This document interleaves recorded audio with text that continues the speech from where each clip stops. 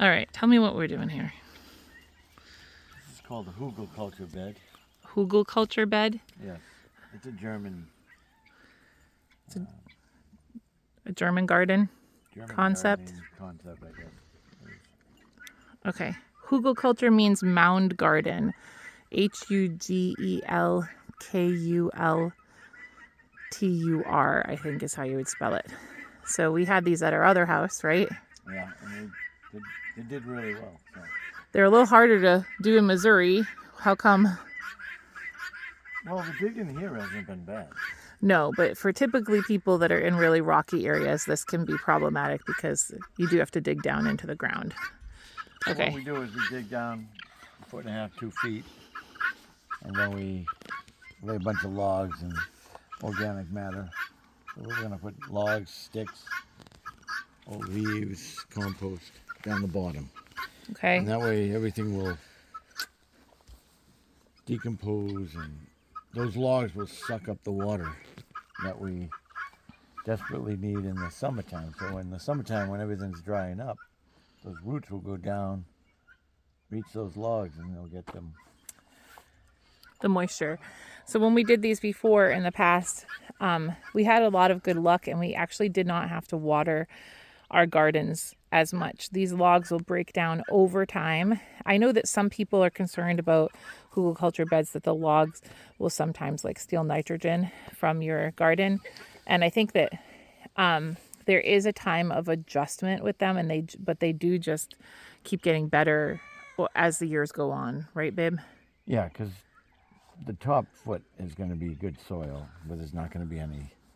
Right, which is where most of your roots are. But we found when we did these before, our plants that were in our hugelkultur bed were just incredibly prolific and really nutrient dense. And so the summers are really hot and dry here. No cats will be buried in the hugelkultur bed.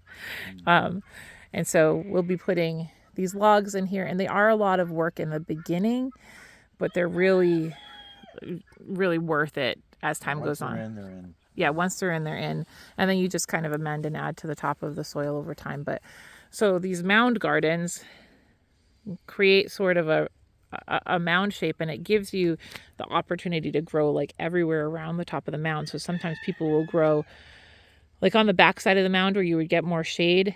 You can grow some of your plants that tend to not like quite as much sun as the ones that would be on this end. But we're looking forward to it, seeing how these do here over time. And this was a garden spot before we moved here, and it looks like it's probably been a garden spot for a while. So thankfully, the soil in this area is really rich and dense. For anybody that lives in southern Missouri, they know that the soil that they're looking at right here is not your typical soil. Not many rocks in there. It's not your typical pulling out of the ground soil. We also dumped a lot of our garden has looked very messy, but we dumped a lot of our chicken litter and everything that came out of our chicken coop. We brought over here and got dumped into this center garden area because we knew we were going to be planting in it. So this has had some time, even throughout the time that we've been here over the past couple of years, really building up the soil as well. And so the cats are going to love playing in it for now, and the chickens. But the plan, what's the plan, Stan? To get this area fenced off. Yes. So keep the chickens and the cats out. Correct. And so our plan this year is to really get our garden fences secured. We found that they caused a lot of problems, the chickens and the cats last year, with getting into a lot of our garden spaces and causing damage and just digging in them. And so there came a point where we just decided to wait and just kind of throw in the towel and wait for a little bit. We still got food out of our garden, but we just knew we were fighting a losing battle with all of them. Like 50 chickens and 15 cats in the garden are sort of a formidable force against your garden, right? Yeah. It was so frustrating. Totally. So that was one thing that I would say is, if you have cats and chickens, fencing is really crucial. But for us, it gave us a chance to figure out kind of what we wanted to do more with our garden. And so we're going to be fencing it in this year and really getting it to where that's less of a problem. And then this area where we're standing, so you can see like we built these small 4-foot garden beds that have our cages around them. They're a little hard to see during this time of the year. So there's a lot of area here for growing vertically, but we also can put plastic over our little 4-foot beds and start growing in them earlier. Then we have another, what is this, 4-foot, Sean, section? We wanted our sections to be wide enough that we could very easily walk through, that there was room, even if our gardens were overflowing, to get, to walk easily, and even like to mow down if we needed to. Just, we wanted them to be really, really comfortable for getting through these walkways. Some people definitely do their walkways a lot closer together, but we just chose not to do that. This area will be a long Google culture bed, and then we will have another one. Where will the other one be, babe? Right here. So after these garden beds, we'll have another 4-foot section and another Google culture garden bed going this way. And then above this, we will have trellis archways. So this will be like our main trellis that we're walking down the center of our garden into the middle area. So this will be all like our kitchen garden, the area that's closest to our house. And then beyond that, sorry, I keep making it blurry. Beyond that, this section will also afford us a lot of space for gardening. Do you want to take a look over there? These were our tomato beds last year. So for those of you that kind of follow that, they did get a little unruly as the season went. I did start working last year out of the house I'm gone about 50 hours a week. Hi, Maisie. Hi, sweetheart. So this was something that we showed last year, but it was kind of grown up. So these are like worm tubes that Sean did, where he took a piece of PVC pipe and he bored holes like all along the bottom of the pipe. And so what we would do is we dropped some worms in here in compost, and we kept adding to it as the season went on, and it kept, dropping down. Hi, Houdini. So beautiful. And so that would just leach all that nutrition directly into the soil as the season went on. And we just keep adding more to the top and putting some water in, and it would just leach right out into the soil, all of that good nutrition, including the composting worms going back and forth. And so we found these beds were very, they got kind of wild at a time because they were just very nutrient dense. And so we did get a lot of food out of them. We don't have these in our other beds. They did good too. Anybody who's homesteading knows that there are definitely areas of your farm around this time of the year that just look rough. They look rough. You're just always working. It's always a working space. So this will all be fenced off. And we're actually we have some plans for over near our chicken coop, but I do like that it's close enough that we're able to take a lot of the material from there and bring it into the garden. This area last year had pigs in it. We brought our sheep through here. So there's been a lot of stuff deposited. I wouldn't say that we had the best luck with using our pigs to plant stuff. It's not that it, and I'm really not sure if that's because we weren't, there were a couple times where we left them a little too long in these areas and they would rut up a little bit more than we wanted. Maybe a pig like a kuni pig would be better. The guardian dog's here something. Because they don't root up the ground quite as much. So ours are a mix of kuni and American guinea hog, and they're still great pigs, but they, I think the mixes still root a little bit more than like a purebred kuni or a pasture pig that is moved really frequently. But this area still has lots of fertilization here, and I think that We're still deciding what we're going to use this space for, but Joe is determined to have a pumpkin patch this year of his own. So we still have this whole space to grow in. And although we have our beds that we used last year for potato beds, we have some plans for this whole center area. And then I'll just show quickly.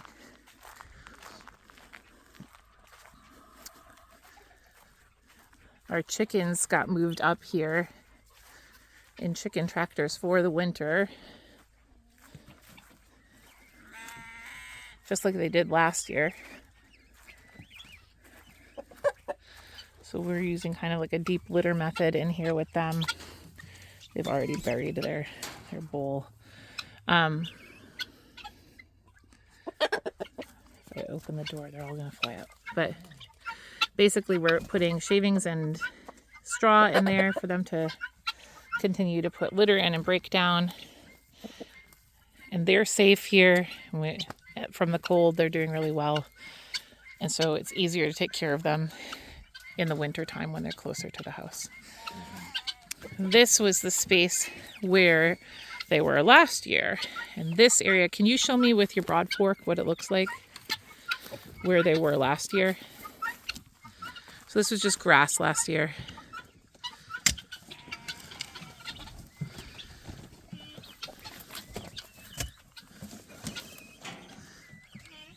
It's loaded with worms. So it's loaded with worms. It's just really great broken down soil. So this area is really ready for planting. And so our hope is to do that again. We just moved them over this year. And so we have our 2 tractors here, and they just came right out of the field, came down and came into our garden. And they'll stay here until for another, what would you say, spring, month or so? Yeah, we can start bringing them back out. And she does a really good job watching over everybody. Right, Miss Maisie? You good girl? Yes, you are. You're a good girl. So she does a great job. Gus is here. He's watching over the animals, and then so is Bosco. Bosco's in the back watching over some of the rams. This is currently our compost area within this ring. So we have a lot of compost that's been breaking down all season as well in here. This rooster's taking advantage of whatever you can find in there. But we may end up moving this as we come into the new year. So, yep, this year should be the year of fencing the garden, getting some more garden beds set up and infrastructure set up. Hi. And growing more food for our family. We're actually using Lazarus. Lazarus was our ram that was sick recently. He ended up getting sick in one of the cold snaps, and we brought him on our front porch. Hey, buddy. And he ended up, we still aren't 100% sure what was wrong with him. We think it was actually just the cold. He wasn't as prepared for. His coat is a little bit shorter than some of the other ones. And his brother actually ended up dying very suddenly. His brother didn't seem like there was anything wrong with him. He was perfectly fine. No signs of worms or anything like that. And then he ended up one day going from perfectly fine, and we came out the next day and he had already died. And so that was very sad, and one of the things that I don't love about farm life, but all of us kind of go through it. So we're keeping an eye. Lazarus came outside and he's been doing really well, eating well, acting more like himself. But before we want to get him, he's already had his hay and grain. He's really our only one that gets grain. And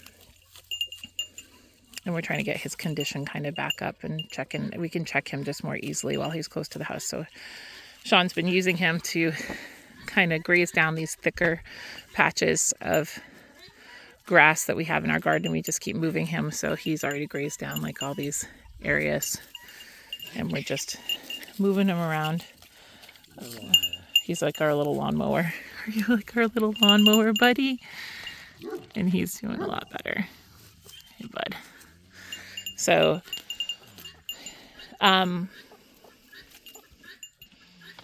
yeah, little lawnmowers, put your animals to work.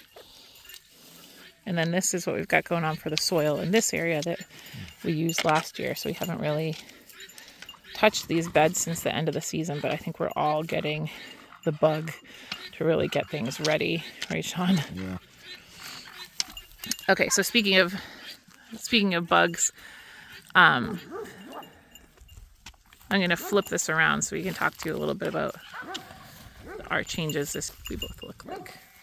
So we both look a little rough. Yeah. That's okay. So I think I mentioned this year, Sean got recently diagnosed a few months ago with alpha-gal.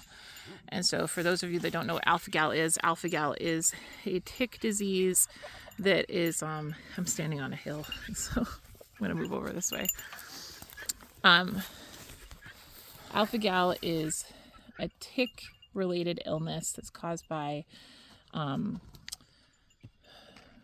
Lone Star tick. And so, among other things, I believe, but I know that the Lone Star tick is one of the main things about it. Yeah. And so Sean got Rocky Mountain spotted fever over the summer.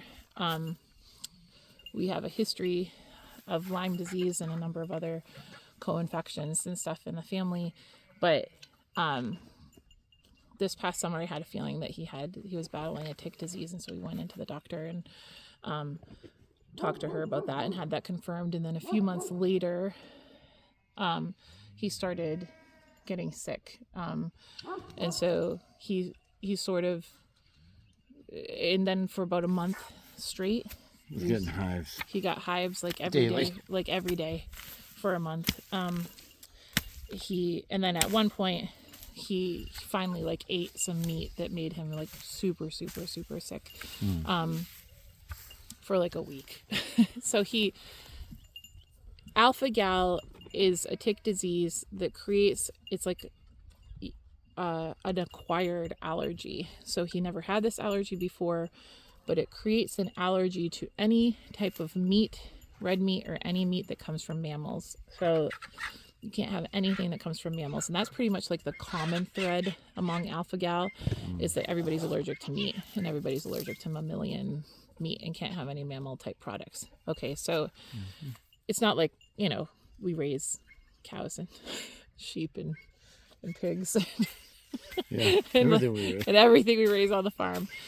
You can eat anything with feathers and fins. So you can pretty much eat chicken, turkey, really anything, quail, ostrich, emu.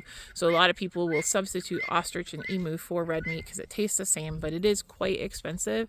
And so people have asked us if we are interested in raising ostrich and emu on our farm right now. And honestly, our infrastructure right now really isn't suited for ostrich and emu. I've talked to about 3 different farms over the country and gone through the logistical numbers and then also the infrastructure needed. And in order for us to do that, we just need to be in a different place. And they can also be kind of dangerous. Like, so we do have 6 little kids on the farm and who were not raised on a farm from the time they were very small. So they're, little kids don't always behave the way that they're supposed to around livestock. And so when you have a multi-100-pound bird who runs 40 miles an hour and acts like a bull, and has claws, That could be bad. it's like a feathered dinosaur on your farm, maybe not the best choice for our farm right now. So for right now, we are not doing that, but we have been really blessed with some friends sending us some of that meat, so we were able to try it, and it's been awesome. And so yes, thank you so much. We are so appreciative. So as for right now, we've been really trying to think about and decide whether we were going to keep the animals we have, since Sean has a particular type of alpha-gal where not everybody's alpha-gal is like this, but So some people have alpha-gal where they just can't eat meat. Some people can't eat anything that comes from mammals, including milk products like that come from cows, so anything that comes from cows, including whey or really anything, can be a problem. Sean has that kind, so he cannot eat it, although some people can handle milk. I can't. You can also find like a lot of medicines, body care products, soaps, other things will end up having animal type of products in them, and so he has to be really, really careful what he uses and consumes so that he doesn't go into an allergic reaction. He also is what's called contact and fume reactive, and so contact reactive, when we were at the doctor's and we found out he had alpha-gal, one of her first questions was, does he touch your animals? And we were like, it's a farm, Occasionally. Occasionally. And she's like, he might not be able to do that. And when she looked at his numbers, and so if he touches our animals, like touches certain ones, he will come in and like be covered in hives or have an allergic reaction, right? Yep. If he, so he can no longer do that. So how does that look like on the farm? It means that if we are in a calving season or a lambing season and he is the only one home and we have a calf that needs to be pulled or a lamb that needs to be pulled or an animal that needs to be tended to and he has to touch it, he risks an allergic reaction doing that. So recently when this one was sick, he couldn't bring him in the house and he couldn't really handle him. He could bring food to him, bring water and all that stuff, but he couldn't actually touch him. When his brother died, we did not want all that work to go to waste, and we knew that he could not consume any of the meat from him, but we didn't want it to go to waste, so I had to butcher him on my day off and learn how to do that because Sean couldn't touch him. So it does create its challenges. He also is what's called fume reactive. So when we first heard about this, we kind of thought it was a joke. We were like, no way. Like, nobody's really like that sensitive to this. It just seemed so strange. So fume reactive means like you cannot be around any meat type things cooking or inhale them at all. You react through inhaling. And so we thought that wasn't the case, and then we've now had a number of episodes where Sean has been exposed to either stuff cooking or just, things you would not even think would cause a reaction. So like there was a day that we had some pork bone broth that was left over and we knew he couldn't eat it, but we wanted to give it to the dog, so he poured it in the dog food bowls and took it outside and had an allergic reaction just smelling it, and was quite sick from that. We also had times where we would like be going into a store and there was a restaurant nearby that had like venting out really good smelling food. So if you're ever walking past a restaurant, you're like, oh, that smells so good. He's always like, it smells so good. So he'll smell it and have an allergic reaction from smelling it. Or there was a day that he was making pancakes for the kids and we had like a really clean keto gluten-free pancake mix that he poured in the bowl, and he had an allergic reaction to that, and we realized it had whey protein in it, and so whey protein is derived from milk, and so just breathing it caused an allergic reaction. So stuff like that creates a real challenge. So we actually can't, as a family, cook or eat anything like that in the house or even out on the grill because he won't be able to be around it and without getting sick. So our hope is to get him to a point where his body's not in this like super hyperreactive state. But that led to a lot of conversations about like, okay, what do we do with the animals on the farm that we've just raised? We've finally gotten to the point where everybody's like, everything's working well. We have better genetics coming onto our farm. We just went through calving. Like, we finally are getting to a point where our initial investment is like paying off. What do we do? Do we get rid of everything? And we talked a lot about it. And what's your decision? I think we're going to keep them for now and just See how this pans out. Yeah, we're going to try to keep going the way that we're going. So it seems like most of the time he can manage things without having to have actual physical contact with the animals. And our hope is that the animals that we raise on the farm here, even though we can't eat them, we are raising good, clean, pasture-raised, organic, non-GMO beef, lamb, everything that we're raising on the farm. And so when we raise that to the point where we're able to process it and sell it, that the money that we get from selling it will help us to purchase things like ostrich and emu that he can consume. So in another way, it feeds our family. So the whole purpose of the farm was to get to the point where it first fed our family, and then where it helps support itself. Yeah. And then beyond that, we assess where it goes beyond that. So right now, the hope is to get it to the point where it still feeds our family, but in a different way. So we're just figuring that out. Good work. And so, so that's where we're going with in this next year, is seeing how we do with that and trying to make sure that that works out. And I have, we hit a ton of unexpected expenses this year. This just got us to the point where we realized like one of us had to return to work. And so I decided to go back to work. And so I do what I can to help Sean in the morning. And then homeschool all the kids and, you know, cook whatever I'm able to before I go to work. And then I go to work from 2 until like 11 o'clock and get home just before midnight and start it again. So it's been a lot of hours away from the farm, but they've been doing amazing. Everybody's been doing great, and we're just kind of plugging along and pulling together, you know. So that's where we're at right now. So our focus going into this spring and this next year is going to be on our gardens, really getting our gardens to a point where they're feeding our family with really good nutrient-dense food. And then and our feathered friends. And our feathered friends. So we're going to be focusing on bringing more types of poultry onto the farm that can help feed the family. So that's what you'll start seeing more of us doing in the future. In the meantime, you know, everything's kind of plugging along over here. So I'll show you how the animals are doing, because they just came up to the fence line. So I'm going to walk over. All right.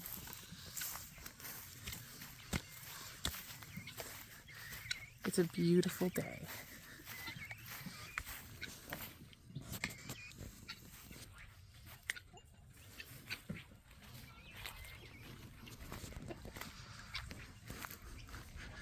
To be honest, the garden and gardening is one of Sean's favorite things anyway to do on the farm. So that's really his. Chickens working in the compost? Yes, I did. He said, "Did you see the chickens working in the compost?"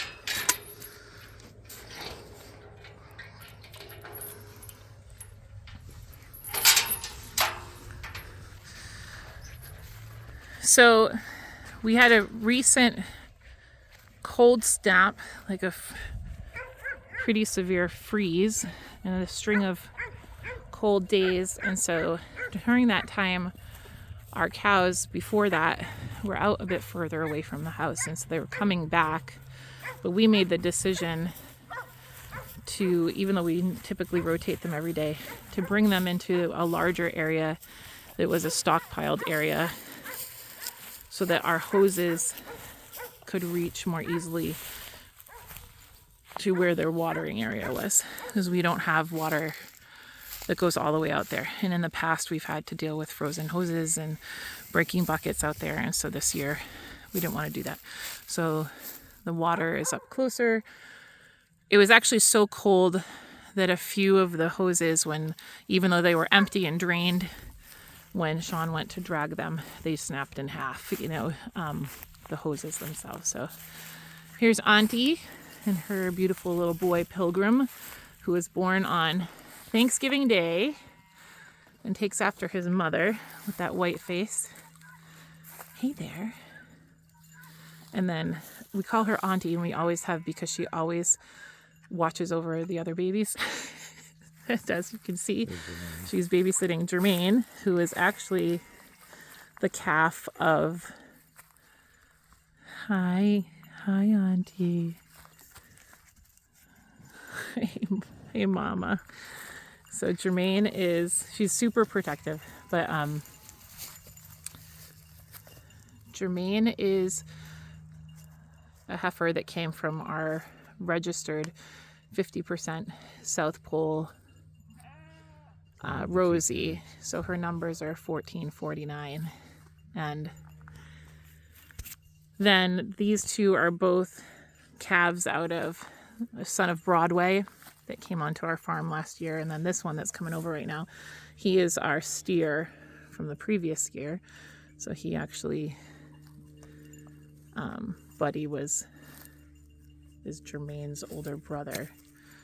So this is the calf we had last year from the same mom. And this is her calf this year. Auntie's watching all of them. She has a bond with all the babies because they all love her. She's very protective. And then this is her calf this year. So when we brought Auntie on, we actually brought her on as an open heifer and intended to use her as a beef cow. And so when we brought our bull on, it was really to breed our other cow.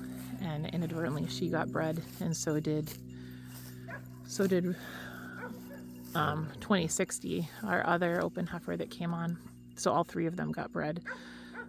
He definitely did his job.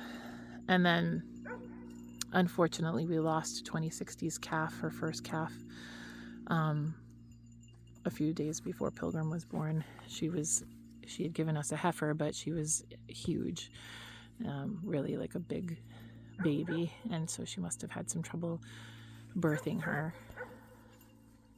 But other than that, everybody's been doing well. So it's been a year of blessings and losses, and we've learned a lot through it. So during this winter, this is the first time we kind of did this, where we created a flirt, and so they've been doing well in the cold weather. Hey, Jermaine. So she's a 75% South Pole heifer. Her mom is beautiful, and then her father is son of Broadway.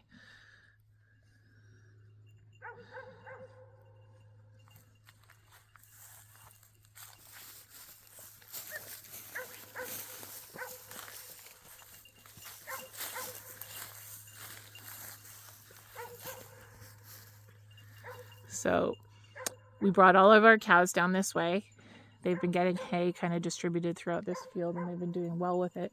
And then we also brought our sheep and let them loose. So normally they're in a hot wire paddock, but we allowed them to free range in this area this year, mostly to so there were a few reasons. One was to prevent burnout for ourselves. I am working a lot outside of the house, and so this allows Sean a little bit of a break in the winter, to not have to be doing as much himself, and sometimes it's hard to juggle all of it and get to work on time. So bringing them closer to the house was helpful. It allowed them to get access to better forage during the winter, and the water, for us to be able to keep up on the water situation. They're in there with a ram, so they are all hopefully bred, and they've all been doing really well. It also allowed them to have more access to shelter, so they were able to access all the tree lines and really get good shelter, and the dogs keep an eye on the field itself.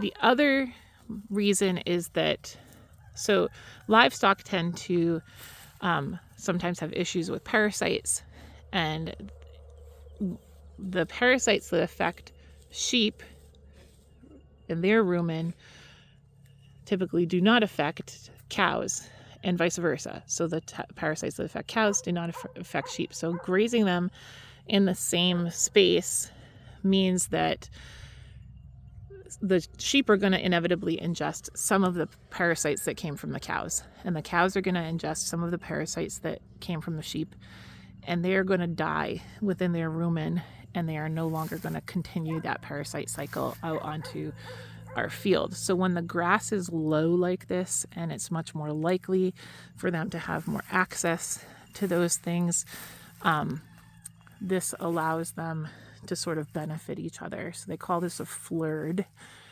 the combination of a flock and a herd. And they do still kind of stay mostly with their own species, but they've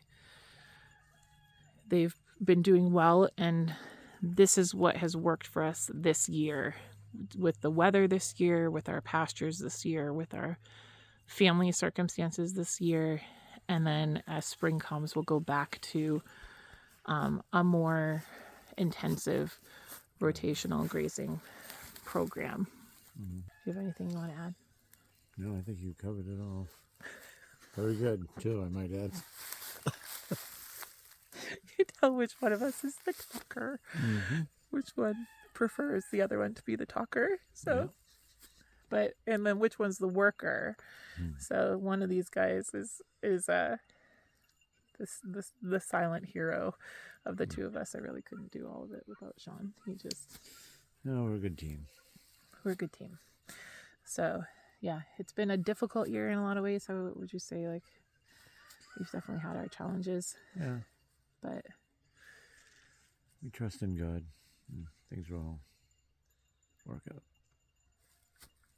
he's had a really good attitude about all of it too. So he's like, even when he got sick, he really hasn't complained much. He's been like, we'll just, this will be a blessing. We'll all end up eating healthier, and we'll all, it'll be good for us in the long run. So this is where we're at right now. So this is our update going into February 2024. We've been farming here just 2 years now. over 2 years. We haven't had the animals, all of them, that long. So I would say the animals are nearing 2 years.